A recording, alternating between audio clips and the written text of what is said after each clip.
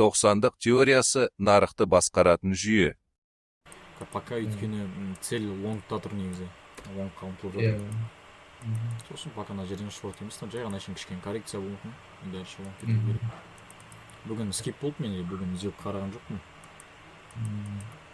Қалай дейін болса. Мысалы, мына ситуация болды бізде. QML бар мына жерде мысалы. Орын алған QML, бірақ жай ғана коррекция ретінде орын алғанда. Біз цель, яғни мына жақта емес, біздің целіміз лонгта болып тұр. Біз бұл жерден де мысалы жай коррекциясын көре аламыз, алдын айтқандай. Мына ликвидность шешілу, жалпы ішкі ликвидность. Мына жер мысалы толық дұрыс шешілмей қалды мына жерде. Екі лоу қалыптасты. И астыға шешті бізде баға. 390 тоже AMDX формациясын берді. И солай на оң бара жатыр. Жалпы цель мынаны вот. Даже алған ба әлі. Алмапты, алады осы. Жалпы солай. Енді бүгін тағы бір қызықты тақырып, ол структура жайлы. Алдыңғы сабақтың жалғасы. Уже біз енді структураны фазаларын өтеміз, яғни 90-дыққа дейінгі бізде жүретін фаза банктердің межбанковский, яғни алгоритмнің жеткізу алгоритмі, яғни бағаны жеткізу алгоритмі дейді. ИПТА естіген бар ма ИПТА жайлы? ИПТА? Иә. Жоқ, естімеймін. Бұл түсіндіремін онда. Жалпы былай бізде жаңа сабақ бүгін.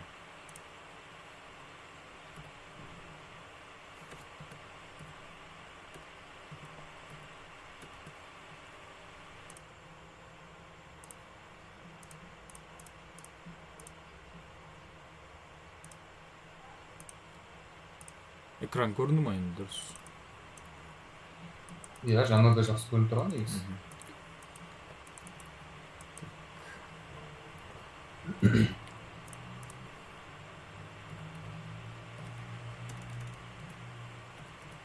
ИПТА. Расшифровкасын жазып өтсем. Расшифровкасы бұның Interbank Price Delivery алгоритм, яғни алгоритм предоставления межбанковских цен. Яғни бұл айтқанда бағаның жеткізу алгоритмі ғой. Банктердің үлкен. Банктар арасындағы бұл айтқан кезде. Interbank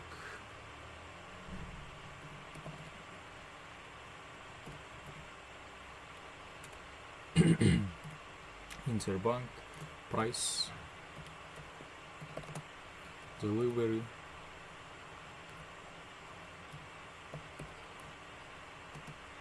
алгоритм.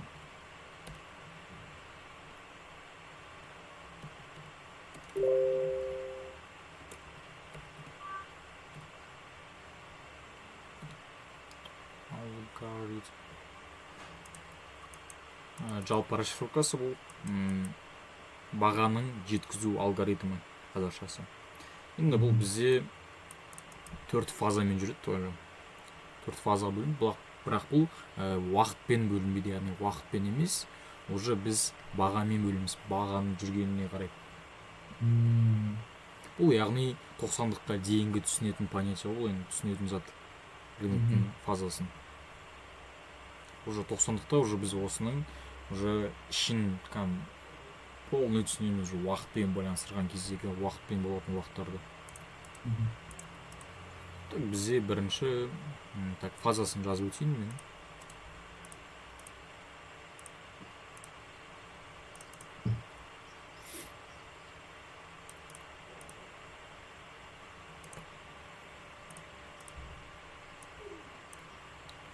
Price Delivery.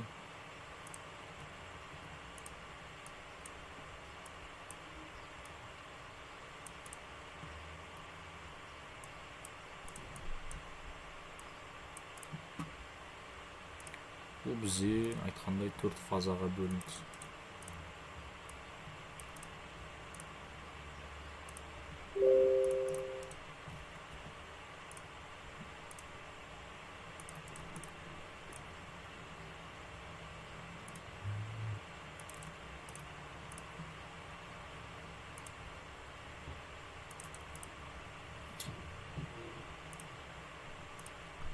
Так, retracement.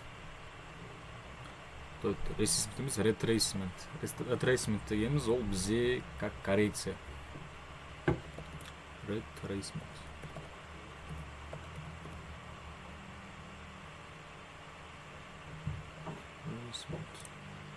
Және де expansion.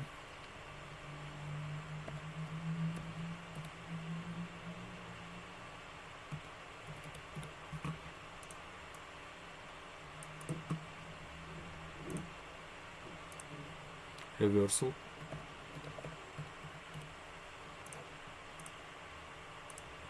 Және consolidation.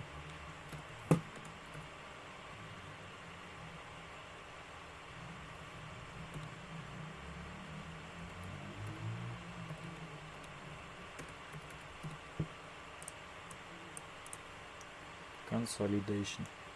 Яғни бұл бізде жалпы жүретін 4 фазасы болып тұр ғой рыноктың. Expansion, retracement, reversal, consolidation. Яғни баға осылайнан айналып жүреді. Енді қазір көрсетем, оны рынокта қалай жүретінін, қай фазадан кейін қай фаза орындалмайды, және одан кейін қай фазалар көбірек орындалатынын тоже көрсетемін. Енді бұл как консолидация, бұл как аккумуляция болып айтқан кезде. Консолидация ол боковик, ликвидностьтар жиналған кезде бір свечадан 10 свечаға дейін болуы мүмкін. 3 свечадан 10 свечаға дейін бір орында, яғни дұрыс движение жасалмаған жер. Expansion ол бізде расширение, яғни кеңею айтқан кезде бір қалыпты баға жақсы қозғалыс жасау. Retracement ол бізде осы expansionнен кейін, как коррекция ғой, импульсқа қарама шыққан коррекция. Ал reversal ол бізде как манипуляция, развороттар. Разворот. Енді мен қазір осы сызып, осы фазаларды көрсетейін, қалай сызып. Жасайық.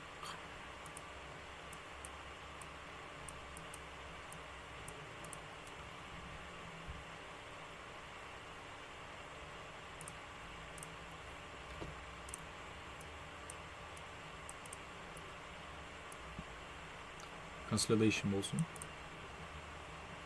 Бізде ол понятно көрсеткендей.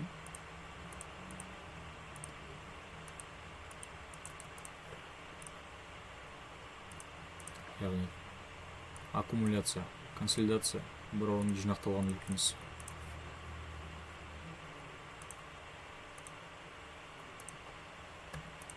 Екі бізде reversal, ол бізде разворот. Дәл осы консолидациядан кейін баға шығып рейнджінің өзіне. И яғни уже разворот жасайды, слом жасап.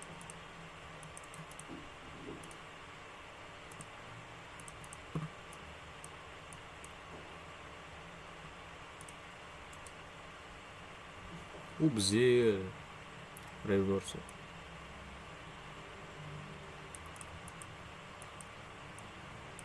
Яғни үшінші бізде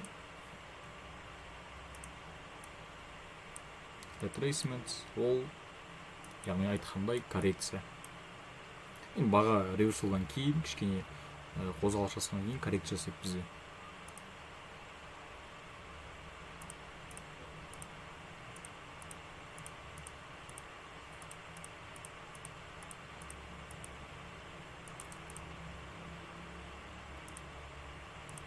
Бізде осы коррекция.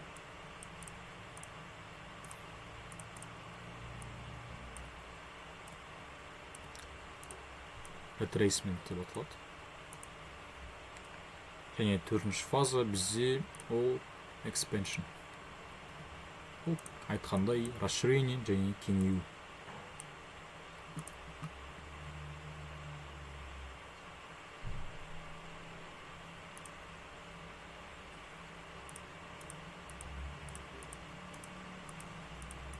Уже бағаны жеткізеді ғой дальше цельге. Жалпы осы 4 фазадан тұрады.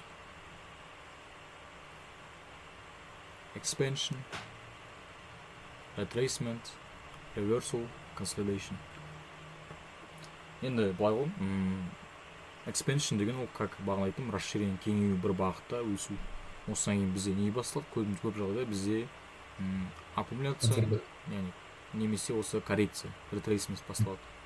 Яғни мынау бізде как кеңею ретінде алсақ, оны қарама ашады, коррект жасайды. И дальше қайттан не басталады? Қайттан осы өзінің экспеншн басталады, яғни кеңею басталады қайтадан. И ары қарай немесе ретрейсмент осы болды, экспеншн кетті, және коррекция басталмай жатып бірінші басында консолидация басталды. Консолидациядан кейін сразу қайтадан экспеншн басталды. Қазір тағы ережелерін жазып өтемін. Ережелерінде бұның бағаның, яғни мынадан кейін консолидациядан кейін ростқа өтеді, немесе консолидациядан кейін бізде коррекция, немесе разворот болмайды ережелер бар. Соны жазып өтейін. Тағы бір пазл құрастырып өтейін. Дәл осы неге бізде именно осы экспеншннен кейін қайталанатын фазаларды көрсетейін бірінші. Былай жасайық. Кетіріп тастайық.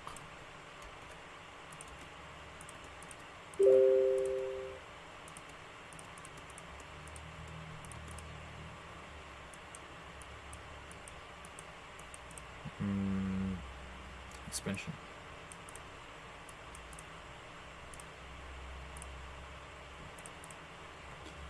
Expansionнен кейін бізде retracement орындалады. Retracement ол не еді бізде? Коррекция. Коррекция. Одан кейін дальше қайтадан expansion. Яғни бізде на ситуацияда бізде қалай қалыптасты баға? Импульс, коррекция, импульс қой дәл осылай. Так, одан кейін expansion, бізде консолидация етеді.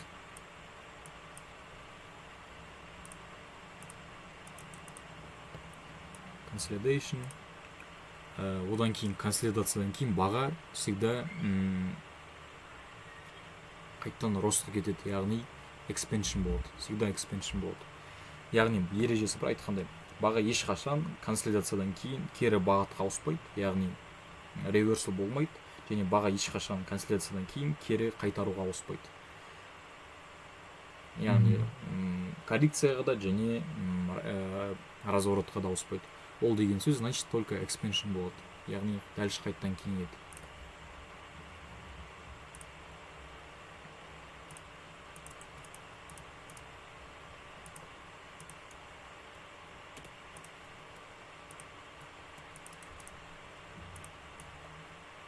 Expansion. Так, яғни бізде солай жасайық. Reversal, retracement.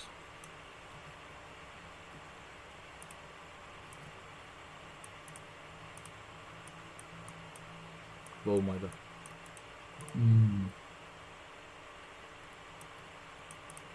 Так, енді тағы бізде expansionнан кейін тағы expansion болуы мүмкін.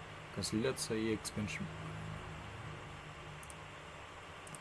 Бізде бағаны всегда бірінші осы кеңеуден считать етеміз, яғни разворот немесе осы расширениеден фазасын бастаймыз содан. Яғни бізде Q1-нан бастаймыз, яғни Q1, Q2, Q3 екі вариант болады айтқандай. Q1 ол бізде как консолидация болып тұрса, енді біз expansion болып тұр. Жалпы фазалығында үлкен фазаларды қараған кезде. Немесе Q4 болып тұр, яғни разворот, реверсал. Expansion or reversal болып тұр. Так, енді expansion және де барат дегенім retracement.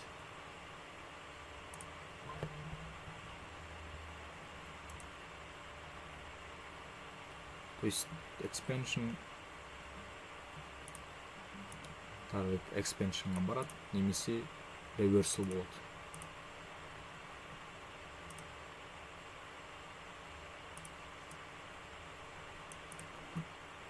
Жалпы осындай жүруі. Енді жалпы ережелерін айтып кетейін. Жалпы айтады, цена всегда переходит от консолидации к следующему росту. Яғни ол деген консолидациядан кейін кеңею болады. айтқандай екі фаза орын алмайды, реверсал болмайды консолидациядан кейін, және де ретрейсмент, коррекция да болмайды. Және цена может перейти от роста к откату дейді. Және кеңеюден кейін бізде экспеншннен кейін бізде откат болады. Откат ол коррекция бізде. Және цена может перейти от роста к развороту. Яғни разворот ол бізде реверсал. Және экспеншн бізге реверсалға да барады. Так. 1 минут звондап жатқан еді. Жалғастырайық. Так. Айтқандай, экспеншннан кейін, яғни цена может перейти от роста к откату, және от роста к развороту. И цена может перейти от роста к консолидации. Яғни росттан кейін бізде, экспеншннен кейін бізде консолидацияда тоже болады. Той мен соны жазып кетейінші, ең дұрысы мен жазып өтейін правиласын.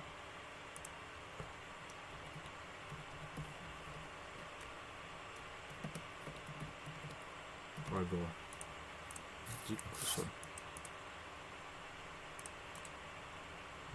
Так. Бір.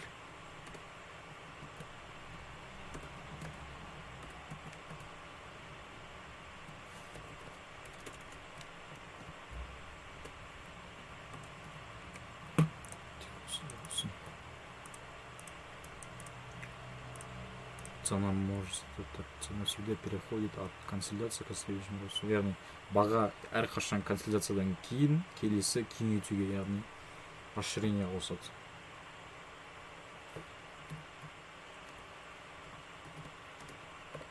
Баға әрқашан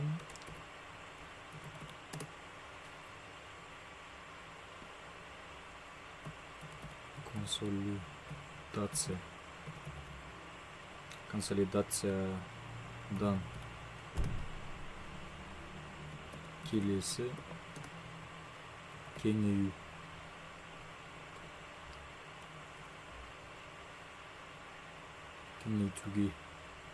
Кеңейту это расширение ғой.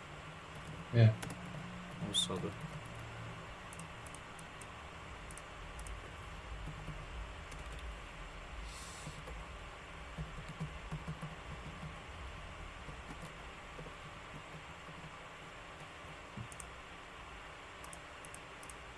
Менде это проблема же, менде язык ауыстырғанын түсіне алмаймын, қалай қайсы тілге ауысқанын ше.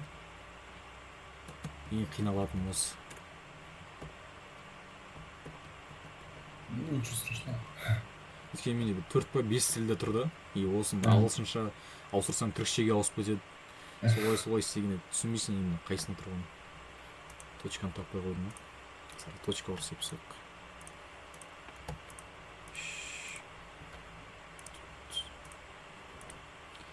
Жалпы 6 правила бар. Именно осы епталар жасайтын.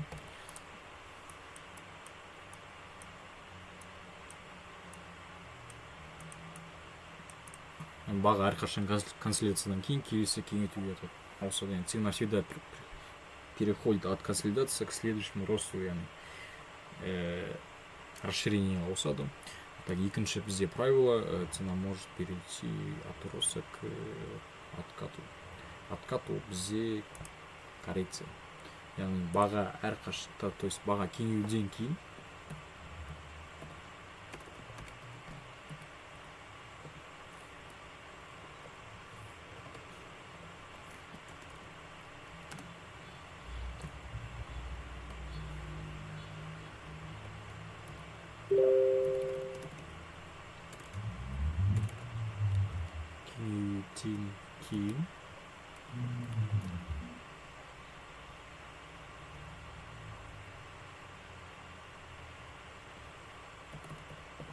кері қайтаруға. Кері қайтару это откат. Коррекция дейік. Коррекцияға ауысады.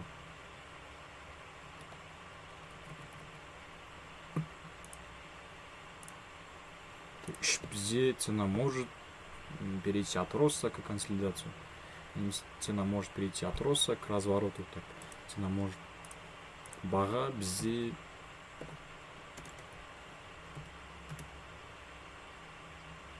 кеңеюден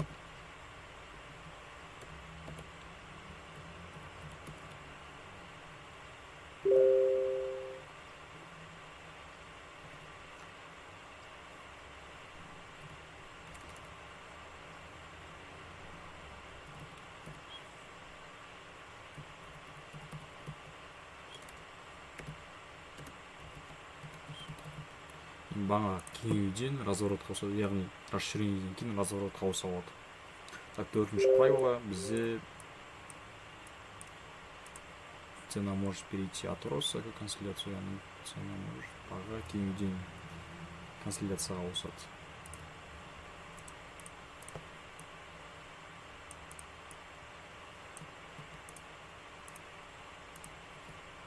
Кеңеюден консолидацияға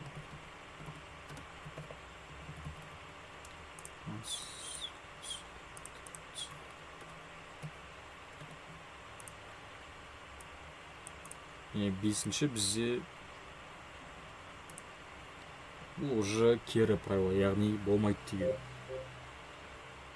Цена никогда не переходит от консолидации к развороту, және никогда не переходит от консолидация к откату. Яғни ол деген қазақша так бізде баға ешқашан консолидациядан кері бағытқа ауыспайды.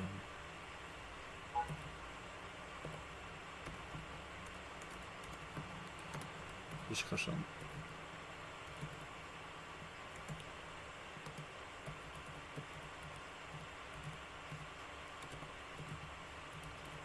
Консолидациядан кері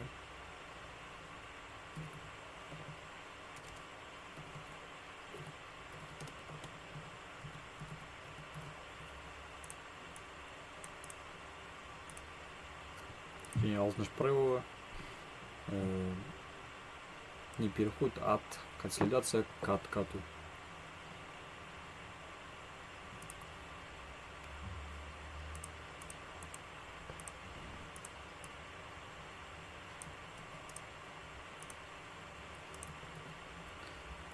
Ешқашан консолидациядан кері қайтаруға.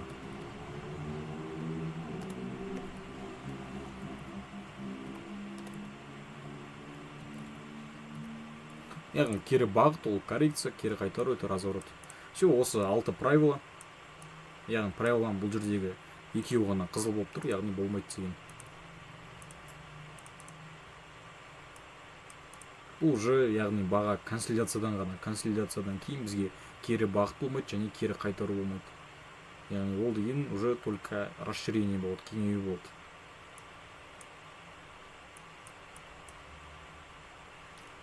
Жалпы осы бұл жерде қарайтын.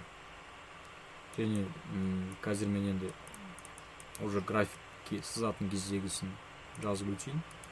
Яғни уже біз осы expansion, retracement, reversal, consolidation'ды қай жерден қандай түспен белгілейміз. Сол вопрос, тағы кейіндегі вопрос.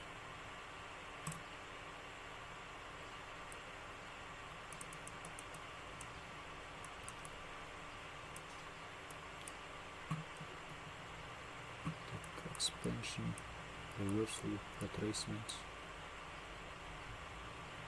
consolidation.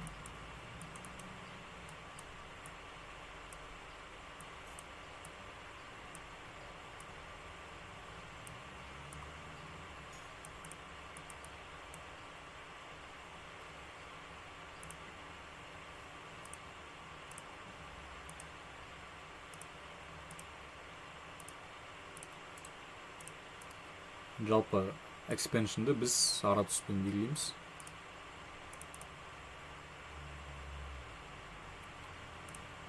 Retracement бізде қызыл болады.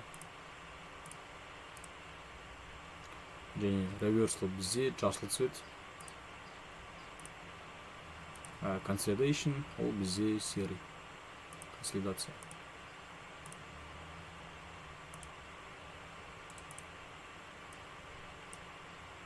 Жалпы осы 3 түс біз қарайтын. То есть 4 түс фазаларын. енді осыны рынокпен бөліп өтемін. Қазір кішкене жаттап алсаң болады. Expansion сары, яғни expansion ол бізде кеңею. Кеңею бізде сары болады.